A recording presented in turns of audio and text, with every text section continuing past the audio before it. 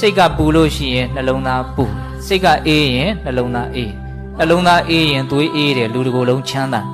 နှလုံးသားပူရင်သွေးပူတယ်လူတစ်ကိုယ်လုံးဆင်းရဲတယ်စိတ်ကြောင့်မို့လို့ဟုတ်လားစိတ်ပူလို့ရှိရင်စိတ်ရဲ့မိယာနှလုံးသားမှာတစ်ဆင့်တစ်ကိုယ်လုံးဟာဆင်းရဲတယ်ပင်ပန်းတယ်စိတ်ချမ်းသာရင်စိတ်ရဲ့မိယာနှလုံးသားမှာတစ်ဆင့်တစ်ကိုယ်လုံးဟာလည်းနေရထိုင်ရတာတတ်တာတယ်ချမ်းသာတယ်တော့ဒီမှာဗာပြောထားတယ်ဟရိယတတန်တေနှလုံးသားရဲ့ငြိမ်အေးခြင်းနှလုံးသားကဘာလို့ငြိမ်အေးသွားတာတော့စိတ်ကငြိမ်အေးလို့ပေါ့ဟုတ်လားတော့စိတ်ကဘာလို့ငြိမ်အေးတာတော့ဆိုတော့အမှန်ကိုသိလို့ပေါ့တရားကိုသိတဲ့စိတ်ကငြိမ်အေးမှုကိုဖြစ်စေတယ်တော့တကယ်တမ်းကစိတ်နှလုံးကိုငြိမ်အေးမှုအဖြစ်စေသောအရာဘာလဲဆိုရင်မဉဏ်ဖုန်ဉဏ်ပဲအသစ္စာလေးပါးကိုသိတဲ့အဆင့်ထိရအောင်နော်တရားတို့တရားမြတ်ကိုရခဲ့မယ်ဆိုလို့ရှိရင်ဒီစိတ်နှလုံးဟာဘယ်တော့ခါကာလမှမပူတော့ဘူးမလောင်တော့ဘူးနော်